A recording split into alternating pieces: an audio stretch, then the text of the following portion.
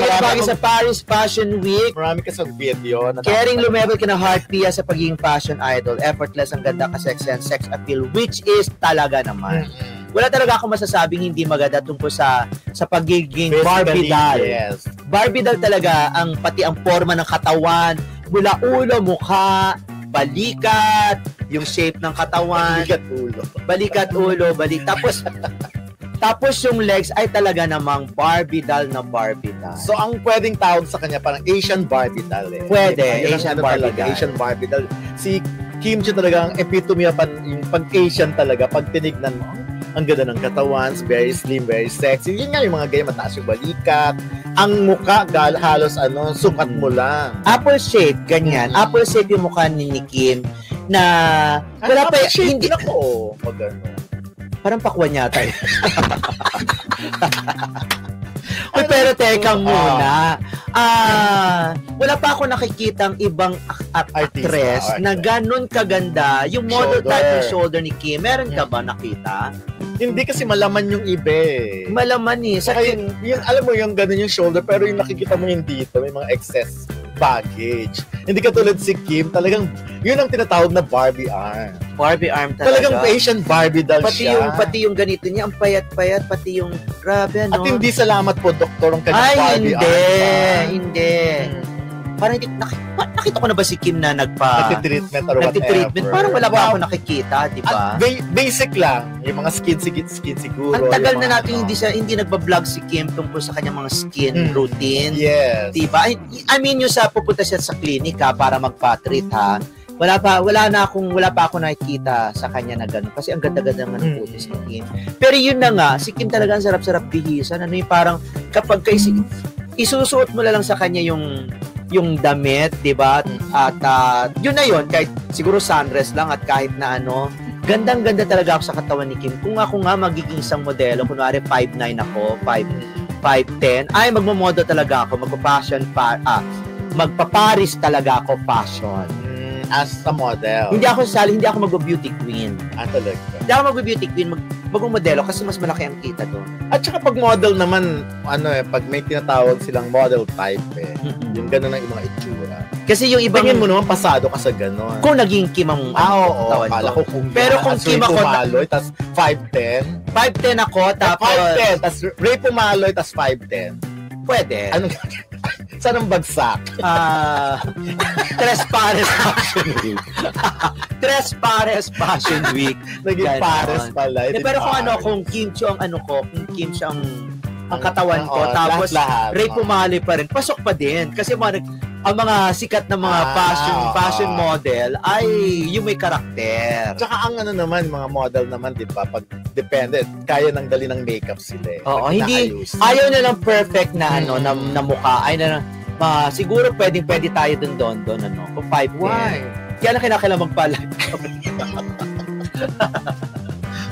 Hindi ba perfect ang face natin? Hindi, syempre. Sinagot mo na, nagtanong ka tapos. Hinihintay ko kasi baka mamaya mag-illusion ka. Hindi, pero kasi may sinasabi sila na yung katawan, yung mukha mo, dapat binabagayan lang yun sa katawan mo. Okay. So, may mga gano'n. So, hindi ka dapat namimintas na ako namimintas, ewan ko sa'yo. Ang pangit naman ito, dapat ganito. Hindi naman talaga ganyan ang itsura mo eh. In person? Noon. Naman. Hindi ganun talaga. Lalo ka na, nakita ko na yung picture niya ni ate. Parang sinasaksak mo dito. Sa balikat yung gumanon. Si Don, no kabataan niya, alam niyo, para siyang giraffe talaga. Mahaba talaga yung leg. Kasi lumala si Don. Kasi yun, poverty fashion. Yung talagang dala ng kagutuman, nagiging model lang. Tsaka dala ng laklakan, kaliwat kanan, tapos lalap dress code, kaliwat kanan, mga tipong gano'n. Na-realize ko lang, parang mabigat ng katawan. Bakit nga ba? Pero ikaw naman, hindi ka tumaba kasi. Pero tumaba pa rin.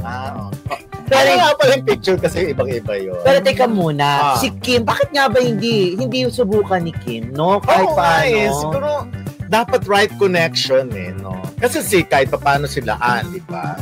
Nakaka-penetrate, although hindi katulad nung Heart Evangelista or Pia Words pa. Yung kay Ann kasi, parang choice niya yun eh. Yeah, kung gusto niya. Kung gusto niya, kasi nga naman, di ba may anak siya, gusto niyang gusto niyang mag-spend ng mas maraming oras, maglaan ng maraming oras sa kanyang anak. Hindi niya yung kinakarir as Hindi niya kinakarir. for the whole year, dapat lahat ng fashion week pupunta. Walang ganon. Pero si Kim kasi, Ayun wala din pa kasi, naman may siyang daily rin anak, kasi. di ba?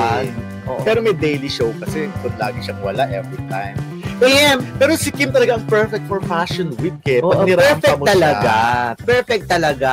Kumbaga sa lahat ng mga artista, maliban kay Heart Evangelista, kay Pia Wurzbach, ang susunod yan talaga ay pwedeng si Kim. Oo. Kasi yung katawan niya, parang huma-Heart Evangelista ngayong katawan. Hindi ko Correct. kino-compare. Ibig sabihin yung frame ng katawan. Si Heart ang ganda ng balikat, di ba? Napakaganda ng balikat ni At Heart. hindi nalalayo yung karakas. nalalayo. Yung ganon. Kaya nga naiisip talaga natin na perfect si Kim for mga fashion week. Kaya talagang siyang Kaya lang Asian gusto kasi bar, ni Kim diba? talaga magpayaman ng bonggang-bongga. Kasi hindi naman Oo. kikitain niya sa Kasi, Showtime. Tsaka doon naman siguro pag pumunta siya bibigyan lang siya ng Mga- items or whatever. Siguro ibenta niya na lang, no? Eh, di ba nakita mo na naman ang collection ng pagkain ni Kim? Diyos ko, malulula ka, hindi na naabot ng kamay mo. Pero teka naman, yung mga engagements naman na makukuha mo, di ba? Yung mga sponsors na makukuha mo doon sa pag-social media mo, lalo na siya, di ba? Masigit pa siguro yung kinikita niya sa pag-host sa Showtime. Hindi ko sinasabing umalis ka na, Kim, sa Showtime. Ibig Pero sabihin, kaya lang, gusto ko na-experience niya yun eh. yes, nanghihinayin lang ako na ma-showcase ang katawan mo, yung model figure mo sa buong mundo na for sure, Oo for nga. sure, magiging top, ano ba tawag doon? Influencer yata, yung di ba? Sila, correct, oo. Top influencer, baka matalbugan mo pa nga yung mga ibang mga idol mo na K-pop sina Jennie, Yes, sina kasi Lalisa. in fairness, talagang ano siya, scene stealer siya. Talagang yung yung dating niya kasi, meron talagang aurang kanya. For sure, merong nag-o-offer na ganyan kay Kim. Kaya lang iniisip ni Kim, marami pa siya mga dapat na commitment na tuparin. Di ba, nasa scheduling or so, at may teleserye pa na Kailangan ng glam team gagawin. talaga nakasama mo. O ba't hindi niya karayan si Paolo? As glam team? Hindi. Si Paolo mag-makeup sa kanya. As jowa. So, As parang jowa. she's Escudero at saka si Heart Evangelista, Siyempre, Pia at ganun saka naman. si Sa bagay din. Jeremy. Pero ako talaga Okay. na-imagine ko every time na may fashion week. Tapos imagine ko si iba't ibang itsura niya everyday sa mga fashion week. Kayang-kaya eh. Sa Star Magic Ball na nga Yun lang, nga di eh. ba? Ang Ba't ganda-ganda hindi niyo pinupost yung mga minsan pictures? Wala ba? May mga sinad akong pictures. Ganun sila nakikinig. Yung kay Yeah. Kim. Wala ba si Kaloka. Maria Marindel? Ayan, magaganda kasi yun. Nakita ko rin. Tsaka si Kim talaga yung kahit na anong isuot, no? Minsan nga parang pag-jog, parang mga loose pants na carry pa din. Hindi ba magta-travel lang siya, tapos naka-midrib lang siya, tapos naka-loose pants, tapos naka-hoodie na jacket and all.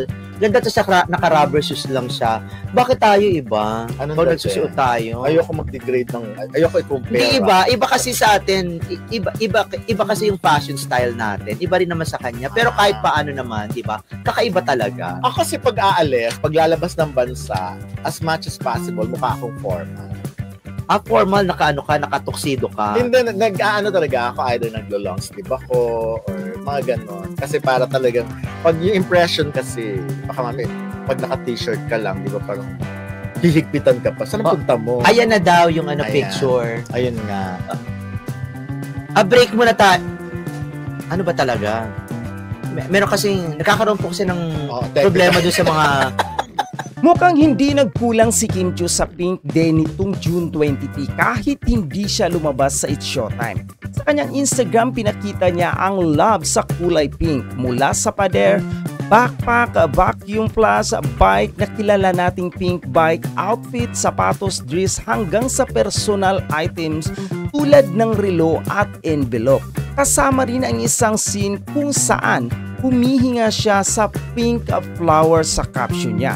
Marami ang nag-react ng positibo. May nagkomento ng Pink Princess, Pink is Life at isang netizen ang nagpahayag na kapag babae ang magiging anak niya, magiging pink daw ang motif ng lahat ng gamit nito. Nakakatawang pansin, ginagamit sa post niya yung mga larawang throwback moment niya. Matagal na buhok kaya hindi ito akmang-akma sa kanyang current hairstyle. Mukhang kahit hindi physical present si Kim Chiu sa Showtime nitong June 23, hindi niya pinalampas ang selebrasyong tinaguriang Pink Day, isang temang malapit sa puso niya bilang self-confessed pink lover.